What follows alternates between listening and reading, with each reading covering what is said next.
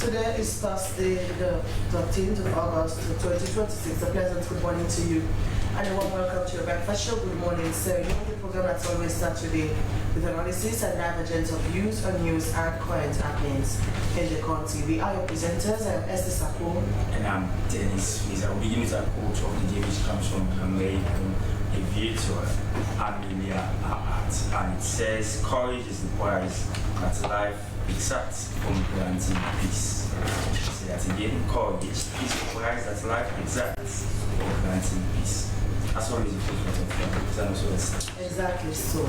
So coming up in this edition of the program, Sludge urges calm as country awaits Supreme Court ruling on constitutional amendment.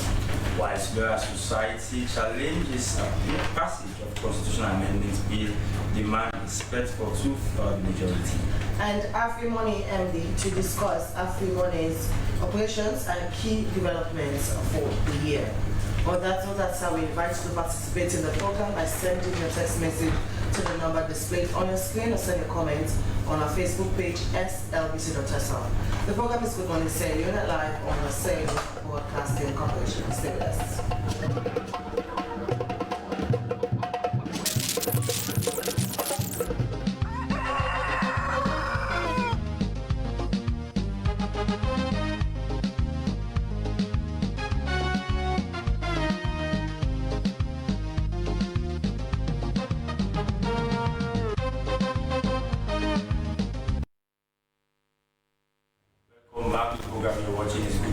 Here, reaching live on the Sale Broadcasting Corporation Television on Channel 31. It's now time for us to usher in our guest and begin the conversation here this morning.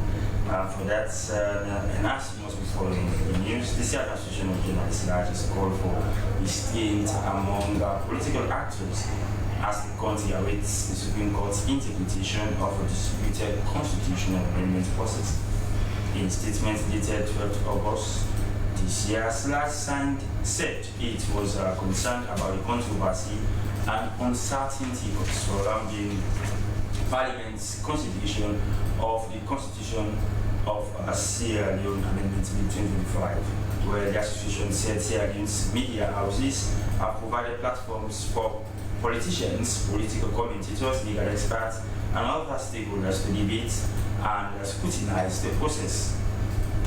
Sludge said the engagement, including discussions took care as it is hopes for broad-based dialogue and outcomes capable of commanding public confidence and serving the national interest. The statement comes after a continuous parliament sitting in which the All People's Congress ABC withdrew from the chamber before the bill was put to the vote. Parliament subsequently announced the number of votes recorded in favor of the measure, where reports from the parliamentary proceedings said the dispute centered on the constitutional requirement for a two-thirds majority vote when amending the constitution. In the studio, we've been joined by the Secretary General, representative from Sludge, and the person of Goodmorning. Good morning, Mr. President. Welcome to the program. Thank you very much. Okay. So, of course, apart from lengthy introduction, talking about your position, that's a marathon. Definitely. Marathon introduction of our blessings. Definitely. Albeit the fact that we wanted our viewers to really have insight into what's the position that Sludge is taking. That's a very respectable body. Citizens really look up to Sludge for the position in times like this. Now that you've called for calming the state to allow the process to continue at the Supreme Court end, so far so good, what are some of your supposition around even the passage of the bill before getting to the nitty-gritty? Thank you very much. One thing we want people to understand is the fact that we Sludge, we are one of the moral guarantors to the peace and quietness of this nation. So anything that jeopardizes that peace, we are against that aspect. And that is why we are calling to calm all political actors. We know constitutionality, these are issues that are contentious issues. It brings a whole lot of discourse around. So that's the more reason why we are calling for calm, both political parties. We know there are disagreements. And where there are disagreements, you must have people that are agitated. So that's the more reason why we are calling, because we have been following this process from its inception. We have been following. Our president was always in Parliament, observing the process. You issued a position of paper. Yeah, and now we issued we did send out the paper calling for a chapter 12 that we want to see in the constitution, but that is not what we are here to discuss. I understand, but just so that citizens will know, was that reflected on this particular amendment in a way? We've been. One thing we need to understand is the fact that this particular bill that is in Parliament centers around electionary process. It has nothing to do with press freedom or whatever. The broader picture when it comes to press freedom and it comes to citizenship and other things will be there also to make our voice known and our position again. So basically the broader picture on press freedom will come later. For now, the bill that was in Parliament centers around purely electionary process. And you have no interest in electionary? No, we have interest. That's the more reason why we are in Parliament, to observe the process, and we've been engaging on the Parliament. But you made your position known? On this particular aspect, we do not take a position on. Okay. You sat on the fence on this. Not actually sitting on the fence, but when it comes to issues of electioneering process, sometimes you have to be careful. Even if you want to take a position, yes, you have to be careful because we are dealing with a sensitive issue. But for any day we see anything that we think that it's something that we should take a position, we will. But for now, again, because from all of the arguments that we've seen, nobody has said that first past the post is a bad system. Nobody has said PR is a bad system. Nobody has said that from all the debate. It's just that one party is saying, no, we need first past the post. Another party is saying we need PR system. That is good for us. So we've not taken a position on that. But we are calling for calm because we know that with the disagreement in Parliament, the disagreement between the two political parties,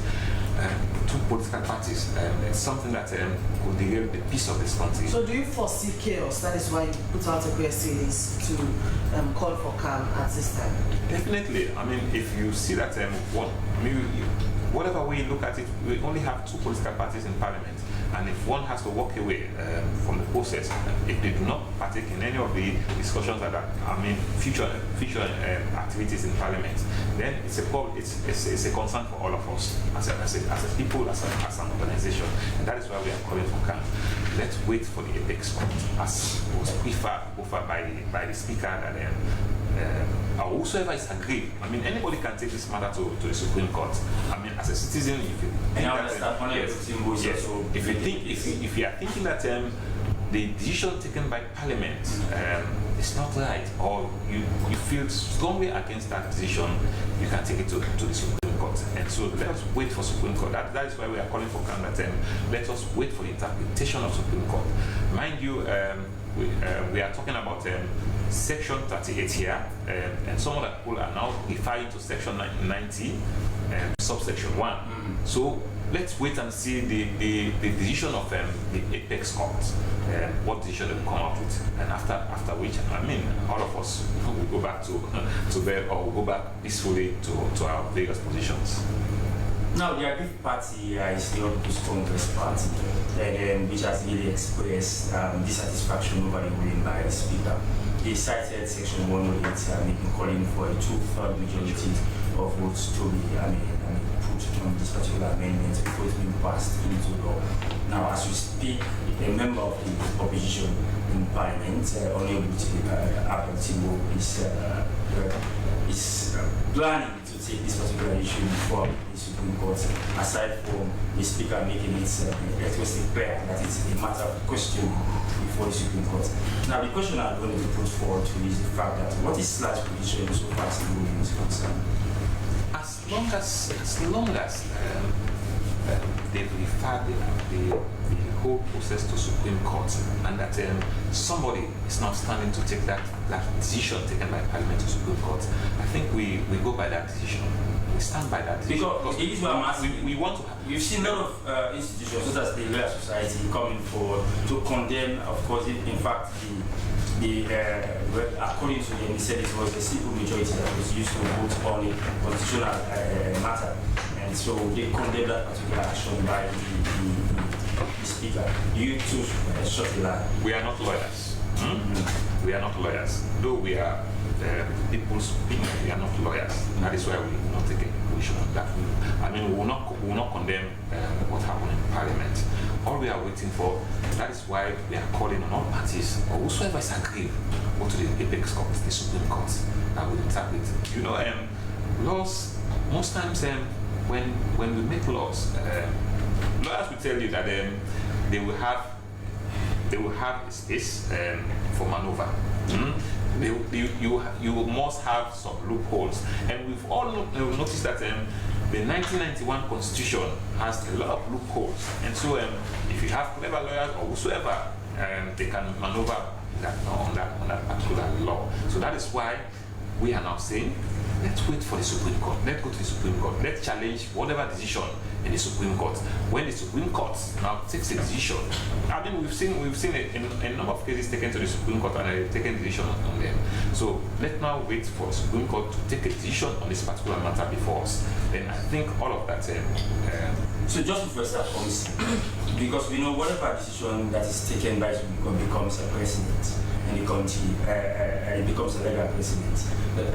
The question I want you to really respond to is the fact that now that we've seen, because the bill in question is not in contention as we speak, but there are sections in the bill, there are clauses in the bill that are under contention, although the People's Congress Party had wanted to, vote on individual clauses before it's been passed into law. But the bill itself is not really under contention. But what they are really, questioning here currently is the manner of vote, the manner in which a vote was cast on this particular bill without the use of two-thirds majority, which they are claiming that ordinarily Parliament will not have that mathematical figure to really pass that bill into law. So on that basis, do you think that the Supreme Court will set a new precedent? Because we've seen a case whereby the sacking of the Vice President, the Supreme Court ruled in favor of that. And also this is coming at a time we saw on Parliament's Facebook page saying whatever decision the Speaker... Yeah, the Speaker decision, no, it cannot be overturned. Definitely, it's constitutional. But also, let us be mindful also that the Supreme Court has the legality to inquire into anything deemed contentious, whether coming from Parliament. Certainly constitutional matters. As long as it's constitutional matter, the Supreme Court has the legality to inquire into it. Whether be, it cannot be all saying that when the Speaker says it is final. No, it's not final. The law is clear on that. But the Supreme Court can inquire into anything that we deem contentious. And so that's our position, because for now there are disagreements. One party is saying this is not right. One party is saying this is right.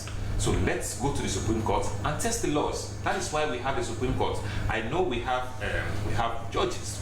We have Supreme Court judges. We have judges of high standing, and in this case, I'm sure they will do justice to this country. Just like they've been doing. For we in Slash, we still have hope in the courts. We still have hope in the Supreme Court, and that is why we are calling for all parties to go to the Supreme Court and test the law. Let us test the law. The challenge we are having over the years is the fact that we as a country, we've not been challenging the laws. Well, look around. Most times you have top up in your meter and you're not having lights, and nobody's there to challenge that decision. Though the Constitution will say again, you do not have a local standard. But sometimes we need to challenge those laws. And that is why we are now calling for the aggrieved party. Go to the Supreme Court. Some will argue that several times they've taken constitutional matters to court. So if we serve as a precedent, let's go and challenge the law.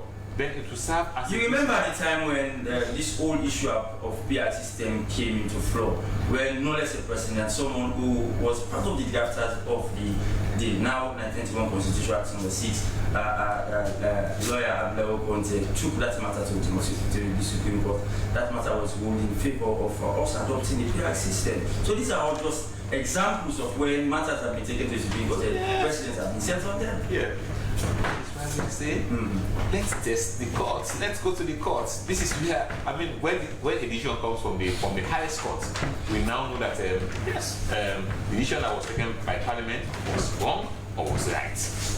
All right. Let's test the courts.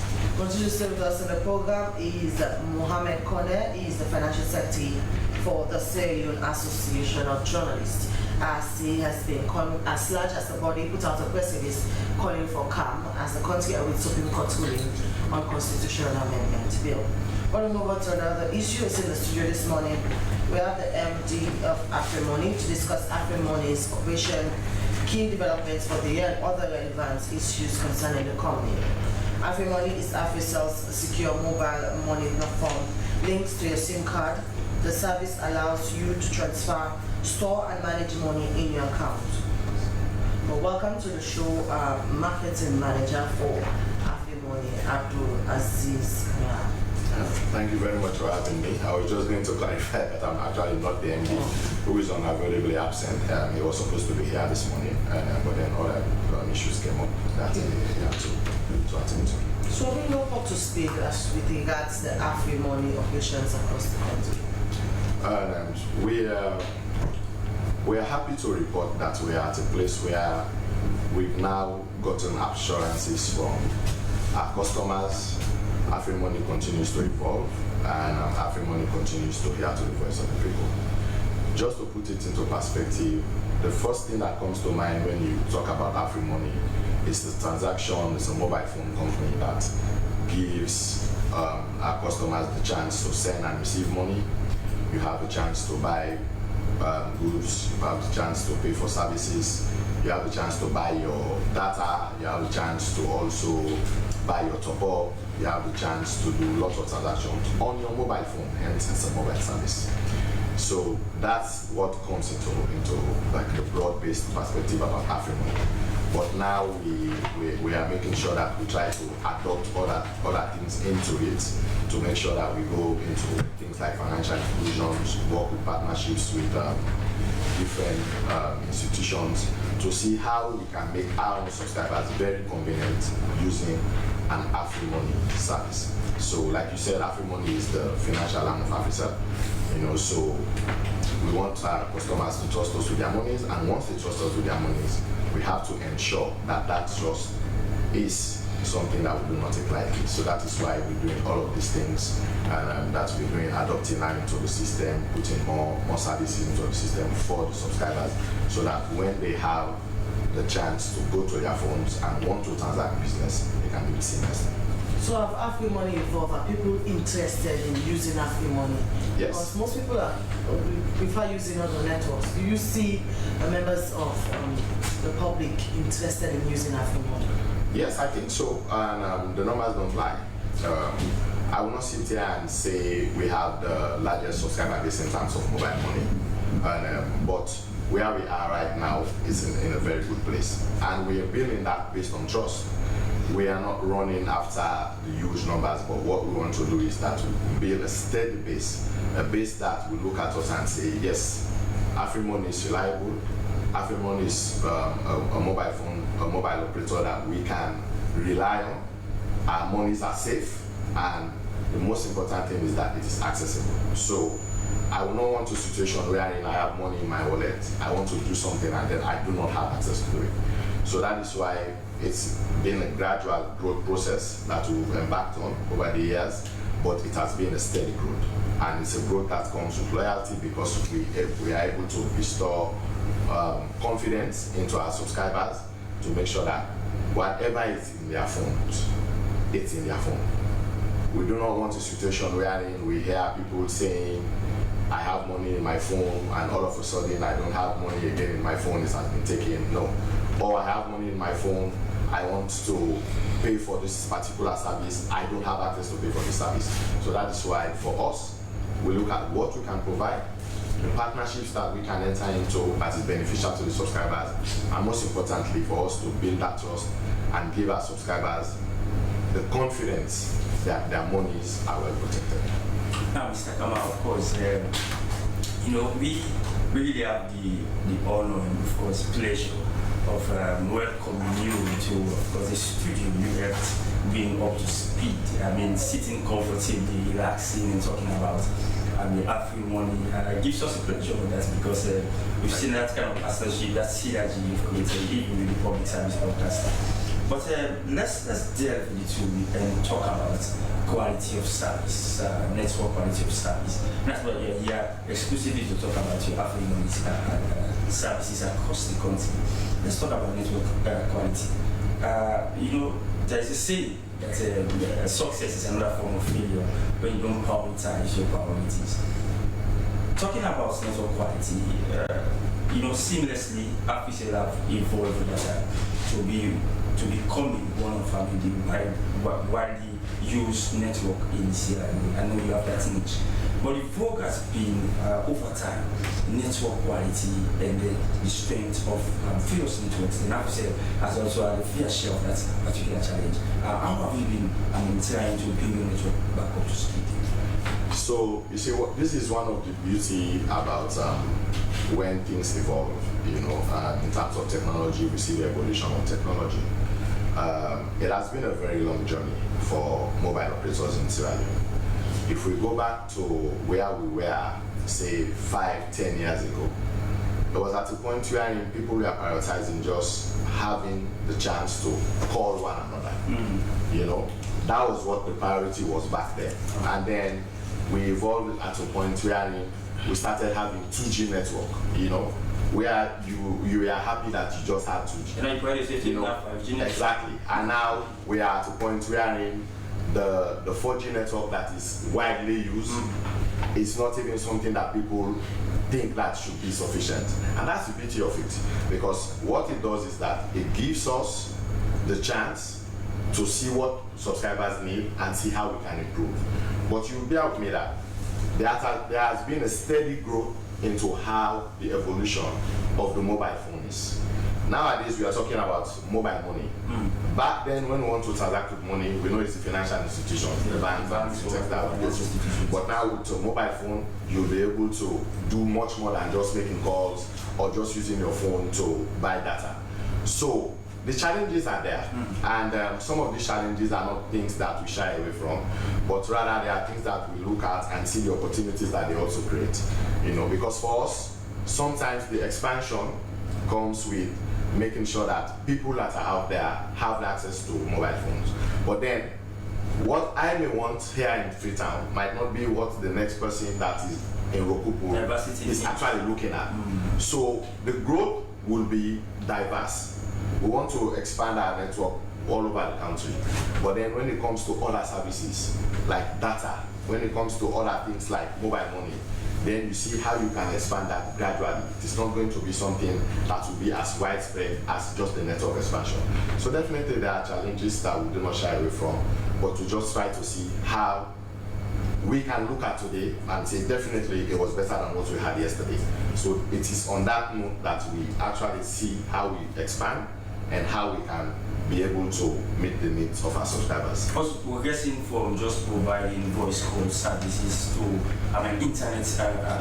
becoming an internet service provider. We've seen, of course, I was following on a sister program this morning. One of your colleagues was there as well talking about your network strength in terms of internet service provision across the country. I myself will testify to that, of course, not just that AfriCell is that affordable. We can test the network speed and everything, but over time, people are still complaining. Maybe seated here, I want to say that it has been abysmal. So again, like I said, in terms of services that we provide, we can always do better. All of us will attest to that fact. And the subscribers will always want better because it's value for money. And unfortunately, this is not something that the companies that are providing the services will say they have to measure the value. It's the subscribers at the end product of the service that have to measure. You know, so we just have to make sure that we go by what the expectations are.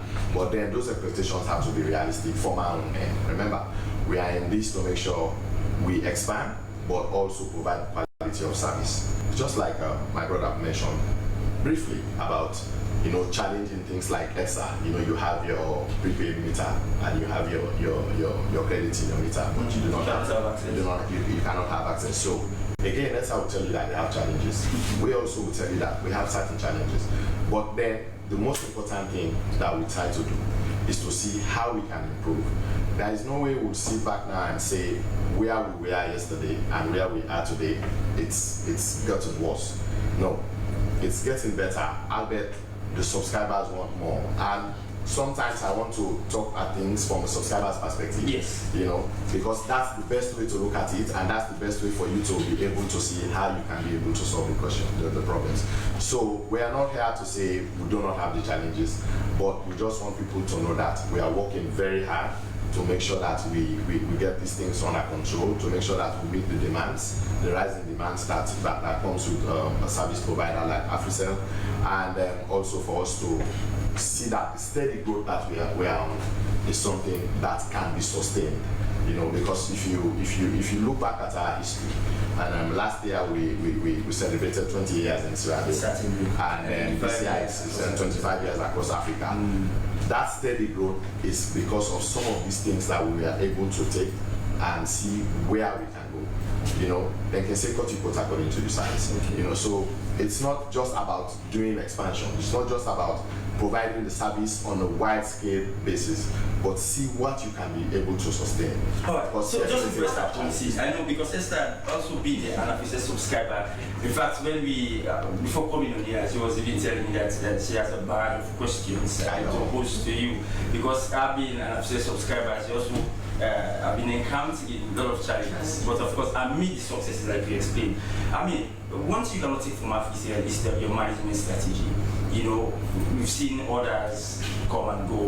We've seen management platforms being changed, even the network name, network style, and what we are known for changed over time. But AfriCell, you've been consistent for the past 20 years. Like you said, expanding the AfriMoney, board-based system of your business. But again, there's this challenge. Having the point of sale agents, even me being an AfriMoney subscriber, I will tell you, even in my area, I have to move miles before I can access one. So, in terms of accessibility for AfriMoney, we know because of the numbers that we are dealing with, definitely there is room for improvement in terms of agents. Now, the agent infrastructure, the ecosystem of it all is something that is very complex, because you encourage people to come on board and to be part of the network. But these agents are not necessarily working for you. They are business people that invest into the business. So they're your business partners. Exactly. You know, so there are definitely terms and conditions, you know, as to how you can be an agent, and there are expectations of what we can provide for the agent and what we expect. Is the management thinking of expanding that space? No, definitely, and it's a space that has been expanding, but definitely we know that we should expand more. So what we're doing now is we are trying to create awareness around getting more people to invest into the business. Because if you get more people to invest into the business, then you get more agents. Like I said, the agents are not owned by AfriCell or AfriMoney. Okay. You know, these are business people that actually invest into the business. So our own take now is for us to get more people to invest into the business, hence that will get the agent expansion. And how we can create this is quite simple. Okay. How we can create this is quite simple. What we do is we try to see how we can provide for them better commissions, because everybody is into the business to make profit. So if they see that they can make profit, then they come into the business. And again, the numbers play a huge role here, because as a businessman, I want to make sure that I transact, and at the end of the day, I have people that come and do. So that brings me to my own question. How best have you tried marketing AfriMoney service? Most of the time, when you hear even someone talking of using AfriMoney, is when they want to subscribe for the week. You hardly see someone saying, okay, I want to send money, you have free money, but then you go cash them. So that how best have you tried marketing so people can be interested in using free money other than just using it to top up their bundles for the week? So it's by introducing a broad-based variety of services that you can do with your free money. So for us, I understand the convenience of having cash, and most of the time we are more convenient with cash than the monies on our wallet, So, but in the long run, what we want to bring to the Sierra Leonean populace and our subscribers is the need for the monies to be in your wallet and then use it into the ecosystem. So presently we are rolling out on seeing how people can accept mobile money as a means of payment, because that's where the end goal for the customer is. If the customer can pay cash but can equally pay using mobile money, then it becomes easy. So again, the market women, the people that are selling goods, the people that are providing services have to have an acceptance for using these. So it's a situation where we are right now, that people are not accepting mobile money as a means of payment on a grand scale. So for us, that is where we are looking at. Because a lot of people are afraid of fraud, because most of the time you see the message on the phone, but when you check your account, the money is not there. That is why a lot of people are not interested in using mobile money transactions. So for us, one of the things that merchants in general are afraid of is there is something called reversal. So sometimes when I go to a merchant and I pay, and you think that I have the chance to do the auto reversal, but with merchants that is not possible with free money. Once you pay to a merchant, you, the subscriber that paid, cannot do. So it mean you've already automatically received your service. It is with the merchant, because this is what will bring confidence to the merchant to make sure that they accept free money as a means of payment. Because for others, you can pay, and then there is this fear that you can reverse again what you pay. I mean, we've had that. And so for us, once you pay a merchant, that money remains with the merchant. This continues to us in the program. We'll go for it. But when we come back, definitely you are going to be talking to us around, of course, what is AfriCell doing around curtailing financial frauds, especially those wanting to use your network to perpetrate those financial crimes. And of course, I think, is it in May or April you introduced the was it a card? Yes, the Visa card. The Visa card for, electronic money transfer. Yes. And how has that been working as well? This is Abdul Aziz Kama, marketing manager from AfriCell, continues in the program. We now take our health tips. In today's health tips, we take a look at what you need to know about bone fracture. This is very important. A fracture on the field can be scary, but knowing what to do next matters. Our sports medicine physician explains what parents, coaches, and athletes should watch for and step to take after an injury, especially for those of us who are in male child who like playing soccer. If we're concerned that one of our athletes ends up with a fracture on the field, there are a few things that we look for that are kind of our red flags that determine this needs to go more urgently to the emergency room. If it is what we call an open fracture, where the bone is kind of poking through the skin, that's something that is emergent and needs to go to the ER. If there is a pretty large deformity, if we're concerned about loss of pulses and blood flow or sensation, also more emergent evaluation is needed. If there is a fracture in one of our larger bones, like the femur or our thigh bone here, we will splint it and usually send that via the ambulance to the emergency room as well. If we think there may be a fracture at play, if there's swelling but not a really obvious large deformity there, many times that can be seen in our sports medicine clinics, where we can get an x-ray and do a cast or other sorts of treatment to help heal.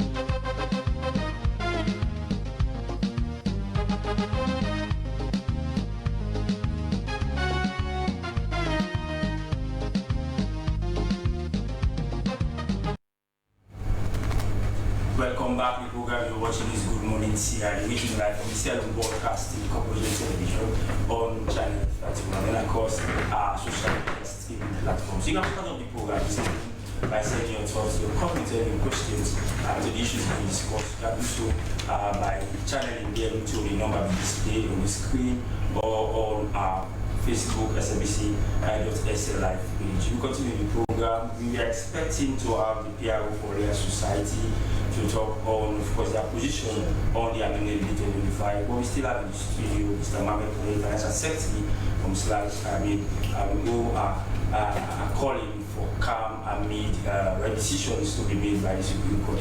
Mr. Kouri, before we get for a bit, you are just telling us that, of course, ahead of the process, Slash made an attempt to present position papers because observe the process from a distance without not necessarily contributing, but observe and ensure that the process gets its necessary outcome.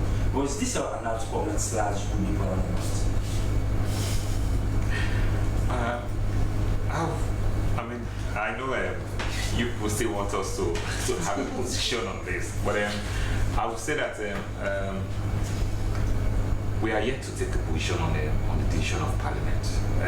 For my initial statement, I said that nobody has said that the PR system is wrong, is bad, or good. But there are also other contentious issues in this case, like the 55% threshold that has been reduced now to 50%. Yes, to 1 point, the 50 plus 1% for somebody to win the presidency. These are the two contentious issues. And nobody has said this is bad. I know. The APC is strong. Yes. Let me come. Now I'm just making the facts clear. If you go back to the Cowan reports, there was 50 plus 1.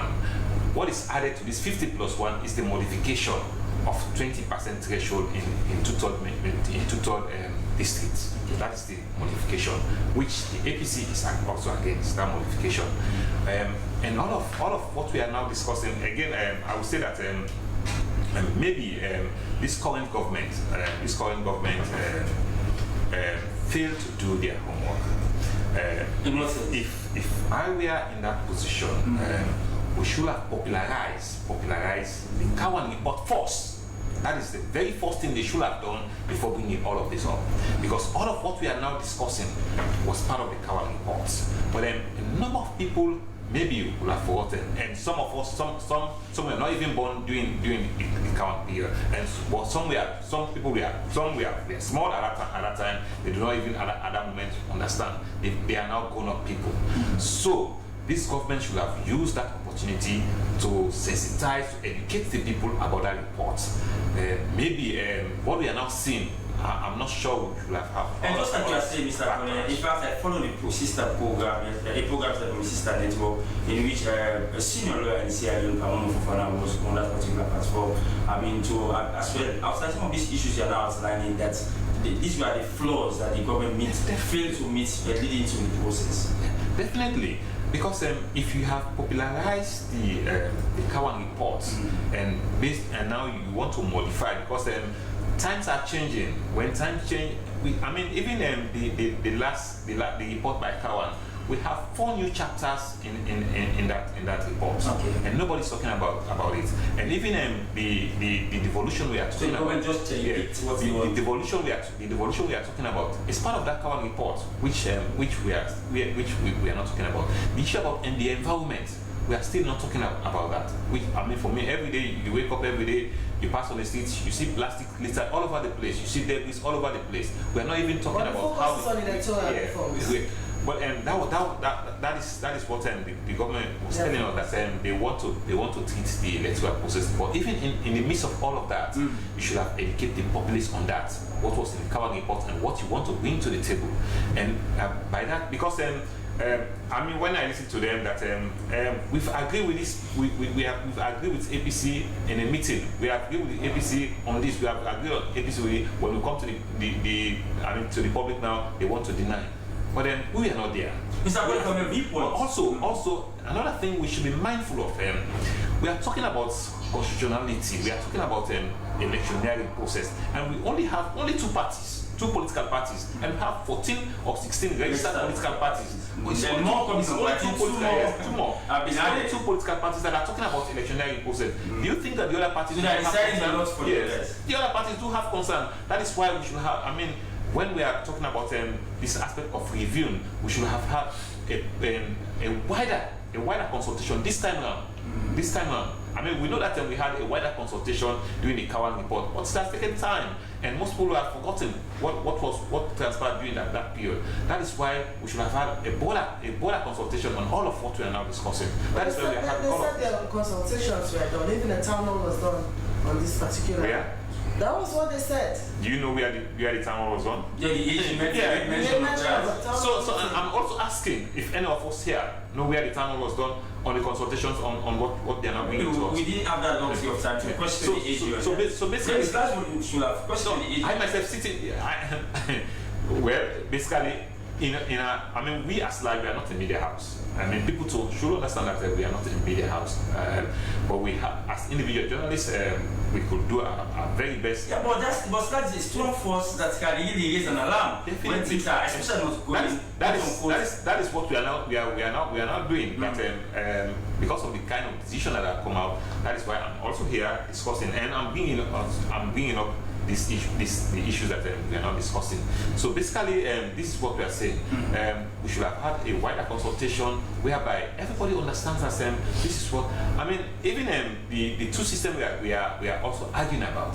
But let me tell you, the first past the post and the PR system, we are all talking about the two political parties. What their vested interest is how many people will have in parliament at a time. That is their interest. Yes, and nobody is saying that with the first past the post or the PR system, this ABC development will come to this constituency or ABC development will come to this country. We are not talking about that. Okay. How will we use those systems to bring development to our various constituencies? And nobody's talking about that. What they are interested in is how many people they will have in parliament at a given time.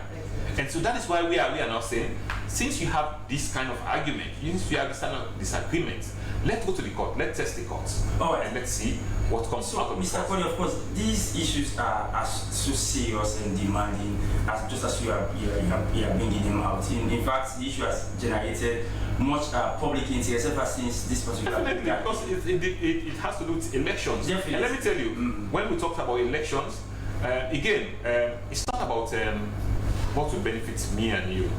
People are coming into those offices to control resources. That's the aim, to control resources. And as long as I know that, because the type of system we are using in this country is the fact that when APC is not in power, then they suffer. When SFP is not in power, SFP people in the suffer. That's the common thing, and that's why we are having all of this fight. But if I know that if APC is in power, I have something to benefit out of, I will not be fighting in this way. If I know that when SLP is not in power, I have something to benefit from government, I will not be fighting all of this. So we need to have a conversation around as to the type of system that will benefit each and every one of us. We have looked at countries who have the same systems that we are talking about. The ways they implement their own systems are benefiting to the people, but that is not our concern. And so we are now saying that let's go and test the laws in the courts, and let's have a conversation whereby, I mean, we need dialogue on all of this. I mean, we need the two political parties to convince us, to come and convince us that this system that we are yearning for, this system will bring development to the country and bring development to the people. Most of the reports that were done by civil society organizations, according to them, they said the people of Sierra Leone want a hybrid system, the mixture of the PR system and also the first past the post system. So basically, this is where again this government, I would say, they default. For example, you have Freetown, you have Western area, where anytime you have elections, despite the APC will be winning in Western area, but you have huge voters voting for the SLP. So you will say that we don't want this huge amount of votes to waste. So in Freetown, let's have a PR system in Freetown. You go to Bombali is where the APC have 90 or 95%. In Bomali, you cannot have a PR type of system there because you know that you don't have a better vote in Bomali. The same for Kenema. You go to Kenema, this is where the SLP will win 90 to 95% votes. You will not have a PR system in Kenema. So we know the areas where the PR system will work better because we don't want, because as far as we are discussing, we do not have votes to waste because if I have 40% vote in Freetown, but I do not have a single representative in Parliament, it's bad for democracy also as we look at it.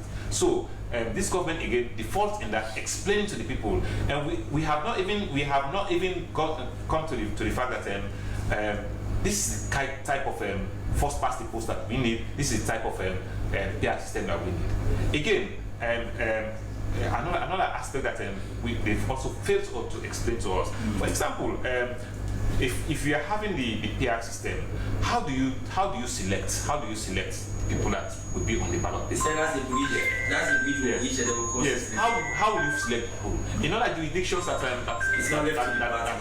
we've studied, you have primaries and constituencies where the people select. The same for the first past the post. So sometimes I also ask, in as much as we are selecting or we are voting for our MPs or whosoever, what good are they bringing to us? I mean, these are the questions that we But then we argue they are representing us in Parliament and by representation and their role according to Section 105 is to make the laws. And that's what they've been doing. They represent us and do oversight. Yes. No, don't talk about oversight because we all know what happens when they go to maybe you know better. Tell us. So basically, these are the issues that we are discussing. So for me, let's wait. Let's go to the court. But the government has a whole lot to do. Educate the people about the type of system that you want, and also the opposition. They also need to come to us and tell us that this system that we want will bring the type of development that you people want.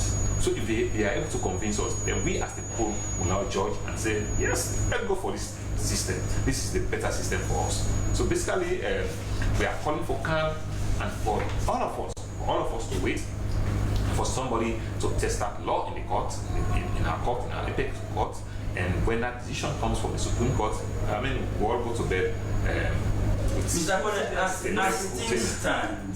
things stand, what is really at stake here for Sierra Leoneans insofar as is concerned? Because we've all seen the situation whereby we are now relying on the Supreme Court ruling on this particular matter that has yielded a lot of controversies. Depending on who you talk to, we've seen the opposition taking a very strong stance and that they are in no way supporting that ruling by the Speaker. In fact, in as much as the Constitution says that the Speaker's decision cannot be inquired into, they are ready to challenge the decision of the Speaker in the Supreme Court or whatnot.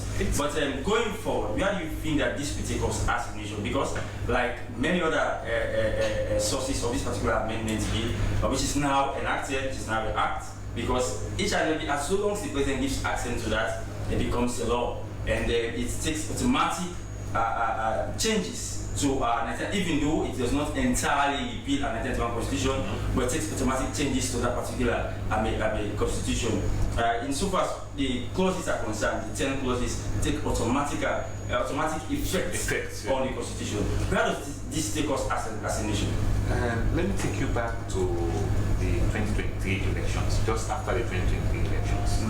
We all saw the standstill in this country because there were disagreements.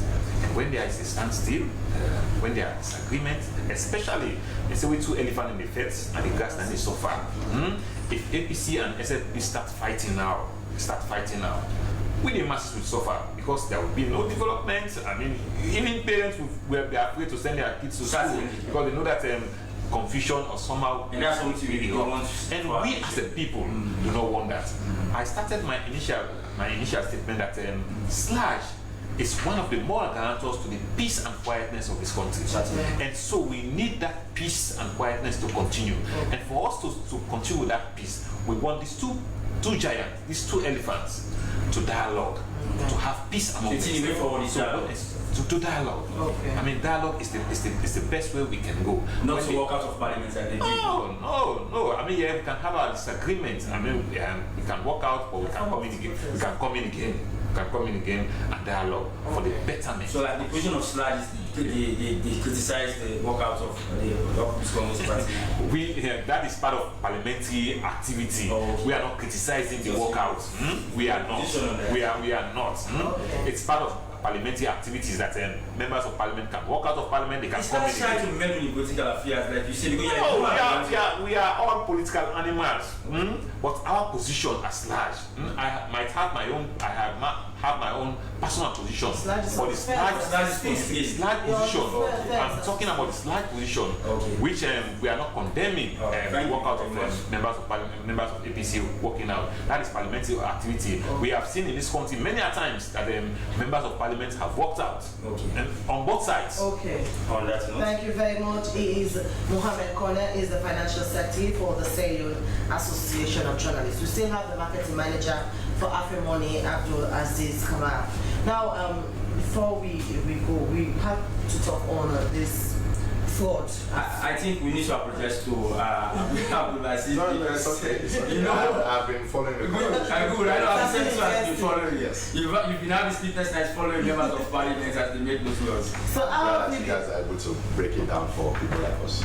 So how have you been able to tackle the issue of frauds by members of the public in regards to using some of your networks to property those kinds? This is a very serious issue. We're at a stage where people struggle with just getting by. So one of the things that I would not want is for someone to tamper with my hard-earned money. So this is something that we've seen. Everyone has been affected. By what I mean by that is that it's not just people that you could say do not understand or do not know how to deal with their phones. Every level of the people that we have in this country, one way or the other, have been affected by this. Because we saw a widespread campaign from fraudulent people to actually defraud people. Imagine you receiving a message from someone that is very close to you saying, I'm in a very dire situation, I need something, please, send me something. A lot of people fall into that. Lots of people fell prey to it. What we have embarked on as a mobile phone company at AfriCell and at AfriMoney is to make sure that we sensitize people not to make hasty decisions and make hasty transactions when you receive such messages. The first thing to do is to make sure that the education is out there to cross-check. If I receive a WhatsApp number, because most of the things that we saw were WhatsApp messages. If I receive a WhatsApp message from someone that is very close to me, asking that they are in a very dire situation, it takes nothing away from me to just call and cross-check that information. That's the first thing to safeguard your own. And in terms of how people are able to have access to these numbers, again, it's something that we are working on internally. But there is also like a general knowledge around how these numbers are. Yeah, so yes, we have the luxury of time. As you are talking about safeguards, you're talking about a control mechanism, you're talking about awarenesses. In fact, at a point we see a system mobile network operator was invited in the House of Parliament for questioning. I know you are surprised that you are not called upon, but in terms of safeguards, what are the, because a lot of CRNs are calling upon you, the mobile network operators, to really see how best you can be, to nip it on the board, some of these, because they are using your networks to propagate some of these. They are, and like I said, it's something very serious, and it will surprise you to know that even some staff of AfriMoney were affected by this. Okay. So it tells you that it's not. Then you can imagine your It's not something that say even the mobile operators are not victims of. But as I say, the most important thing for us to do is for us to make sure that we educate people not to send money. Because at the end of the day, the monies in their phones were not transferred on a wide paid basis. Okay. What happened was that people were able to hack into the system and made a request for these monies to be transferred. Individual, like they provide a number, say send it to this number. So again, before you transact, make sure that you send number. Okay. You cross check. But again, what we are doing now is going after these numbers. There's been a whole catalog of these numbers that we are working on internally. I will not. David, the chairman of the Commission Committee Parliament has screenshots of those. Yes, You can't work yes. with it. There are lots of these numbers that are now being investigated on. Okay. And one of the beauty about mobile operating systems is that it leaves a trail. Okay. You know, so definitely there is a trail. Sometimes the people receive the cash, they send it to this other person, this person cash out. There is a trail that we are embarking on to see exactly how we can be able to bring this number, and it's a huge number. Okay, thank you very much. Thank you very much. Is the marketing manager for AfriMoney, Abdul Aziz Kamara. Well, we'll quickly move to another segment of the program and we'll take a review of our local tabloids. The first speaker I have here this morning is the Oko newspaper, and its banner headline says Speaker Thomas 13th oversight rules. IGP William Fayaselu pledges stronger child protection efforts during Kids Parliament meeting. These stories and a host of others are in the front page of the Oko. From our Oko newspaper, Independent Observer has on its front page, Sierra Leone achieves milestone in its democratic journey. Anatomy of a constitutional crisis by C. Alpha Amadou Jallo pays courtesy visit concerning High Commission in Kenya. Our story you can find in the front page of the Independent Observer. Awareness Times newspaper banner headline says after the speaker ruled that it could pass by a simple majority, APC says 96 MPs could not pass amendment bill. Silver Blinding rejects a sludge position as speaker's constitutional rule escalates. This stories and a host of others you can find on the Awareness Times newspaper. I see Mr. Kone smiling. On that note, from the Awareness Times newspaper, we have the Daily Mail, which has to be my final pick. It has on its front page, PI system strengthens inclusion, peace and political stability. The good as to report it of presidential spokesperson Alpha Khan. Honorable Sierra steps up fight against cybercrime. CSU urges stronger monitoring and accountability of government and donor projects. Also, you can find the front of the newspaper. The exclusive newspaper banner headline says another bombshell imminent. Well, there's a host of pictures of our ministers of government, and Sierra Leone achieves milestone in its democratic journey. All these stories and a host of others you can find on the exclusive newspaper. But viewers, we must note that these headlines read out does not reflect the views of the SRC, or we are merely And on that note, before we go down the curtains, I we are smiling from an opinion from another colleague journalist, Dr. Siga Blyden, is that she criticizes your position. No, nobody will like everything at a point in time. I mean, he's criticizing our position. Some people want us to take a position on this, but we've come up with our own views. And you start like that. All right. That's how we do that. Curtains into this edition of the program. Goodmorning. It's dedicated, intensive, and of course very much informative. The program is also tomorrow. Until then, I'm Dennis, please. And I am Esther Sako. We quickly take our quote of the day until American aviator Amelia Earhart, and it says, courage is the price that life exacts for granting peace. I've been Esther Sako. Stay glued to your public service broadcaster, the SLC. If you can, have a wonderful day. Goodbye.